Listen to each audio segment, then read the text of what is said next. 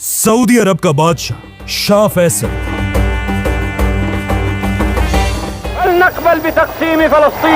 शाह फैसल ने आते ही सबसे पहले अपने मुल्क की इकोनॉमी को ठीक किया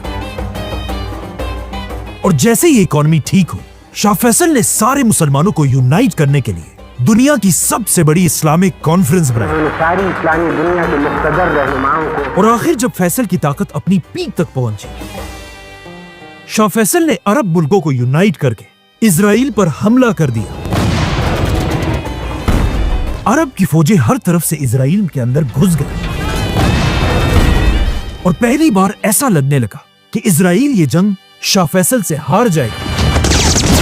लेकिन ऑफ कोर्स, जैसे कि हमेशा होता है, इजराइल को बचाने के लिए एक बार फिर उसका बाप अमेरिका सामने आया,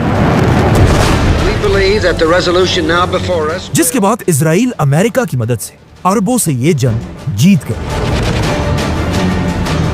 और शाह फैसल बहुत कोशिश के बाद भी ये जंग हार गए।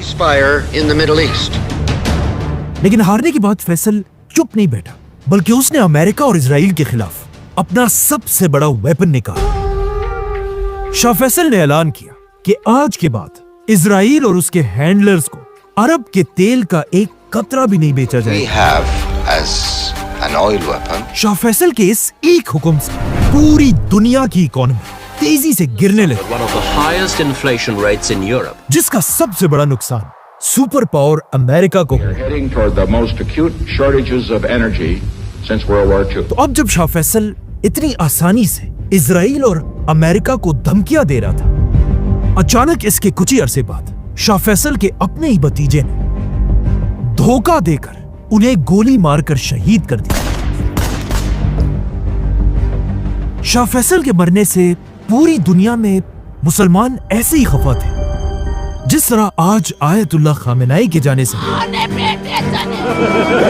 और एक टीवी पर एंकर रो रो कर कह रहा था कि आज मुसलमान दुनिया का बाप मर चुका है। शाह फैसल के बाद अब मुसलमान दुनिया में ऐसा कोई भी लीडर नहीं था जो मुसलमानों के लिए आवाज उठाए। और शाह फैसल के बाद ऐसा लग रहा था कि कोई भी मुसलमान लीडर अब अमेरिका को धमकी देने की कभी भी गलती नहीं करेगा। लेकिन ऐसा नहीं हुआ, क्योंकि जैसे यहां सऊदी में शाह फैसल को मारा गया, सऊदी अरब के पास ही एक मुल्क